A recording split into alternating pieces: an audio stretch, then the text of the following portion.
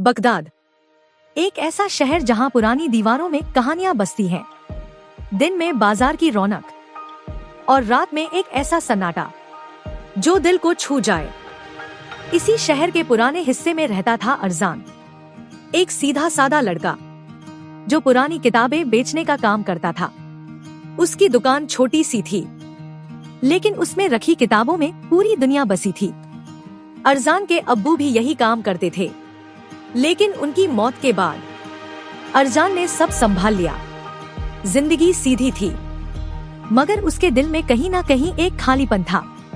एक दिन शाम के वक्त जब बाजार बंद होने वाला था, एक बूढ़ी औरत उसकी दुकान पर आई। उसका चेहरा धुंधला सा और आंखों में अजीब सी चमक। बेटा, क्या तुम्हारे पास कोई पुरानी डायरी है? अरजान ने हल्की मुस्कान के साथ कहा। हाँ, लेकिन आपको कैसी चाहिए?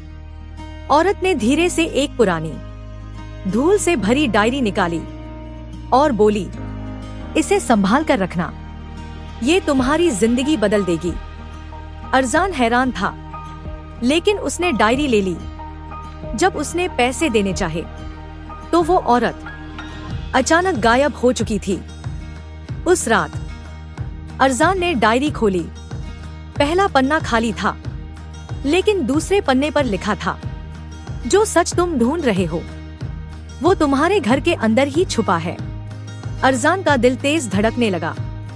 ये कैसा मजाक है? लेकिन उसकी जिज्ञासा उसे रोक नहीं पाई। हर पन्ने पर अजीब बातें लिखी थी, और वो सब उसकी जिंदगी से जुड़ी हुई लग रही थी। एक जगह लिखा था, तुम्हारे अब्बू ने जो सच छुपाया वो तुम्हें बर्बाद भी कर सकता है और बना भी सकता है।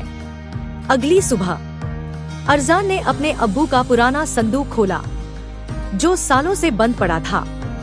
संदूक के अंदर एक छोटा सा लिफाफा मिला और उसमें एक पुरानी तस्वीर में उसके अब्बू किसी और आदमी के साथ खड़े थे।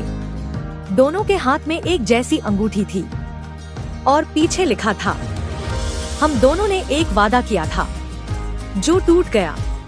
अरजान का दिमाग घूम गया।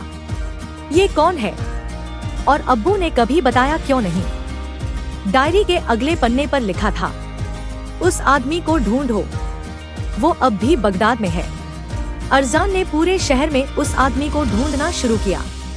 दिन बीत गए, रातें गुजर गई।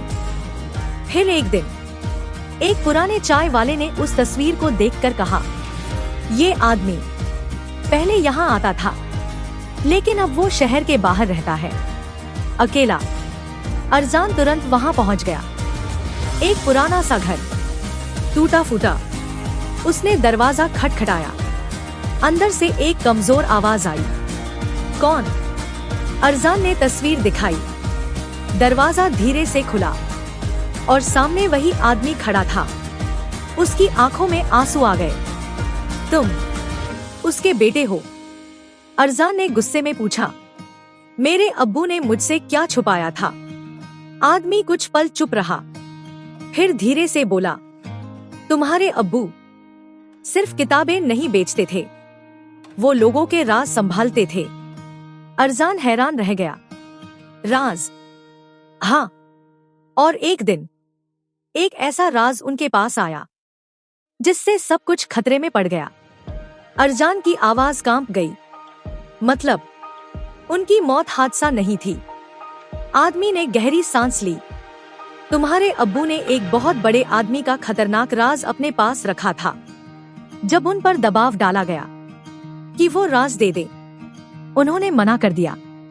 उन्होंने कहा, मेरा बेटा सुकून से जिए, इसके लिए मैं सब कुछ कुर्बान कर दूंगा। उन्होंने जानबूझकर खुद को उन लोगों के सामने पेश कर दिया ताकि उनकी नजर कभी तुम पर न पड़े। अरजान की आंखों से आंसू बहने लगे। मतलब, अब्बू ने अपनी जान मेरी हिफाजत के लिए दी। आदमी ने सिर झुका लिया। हाँ, वो तुम्हें एक सीधी, बेखौफ जिंदगी देना चाहते थे। डायरी का आखिरी पन्ना उसके दिमाग में गूंज रहा था। सच को जानकर तुम बदल जाओगे, लेकिन फैसला तुम्हारा होगा। अरजान घर वापस आया। उसने डायरी बंद की और आईने के सामने खड़ा हो गया। अब वो सिर्फ एक किताब बेचने वाला लड़का नहीं था, अब वो एक सच का वारिस था। लेकिन इस बार उसके दिल में गुस्सा नहीं था, सिर्फ अपने अब्बू पर फख्र था। अगली सुबह अरजान ने अपनी दुकान खोली, लेकिन इस बार उसने एक नया फैसला लिया। उसने अपने अब्बू के राज को आगे बढ़ाने के बजाय लोगों की मदद करना शुरू किया। जो लोग परेशान होते उन्हें सही रास्ता दिखाता, जो सच से डरते उन्हें हिम्मत देता। धीरे धीरे उसकी छोटी सी दुकान उम्मीद का घर बन गई। एक दिन उसने दुकान के बाहर एक बोर्ड लगाया, यहाँ सिर्फ कहानियां नहीं, जिंदगी बदलने का हौसला मिलता है।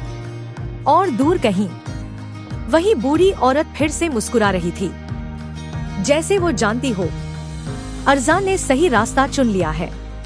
सच्ची कुर्बानी वही होती है जो किसी और की जिंदगी बना दे और उसका असर कभी खत्म नहीं होता।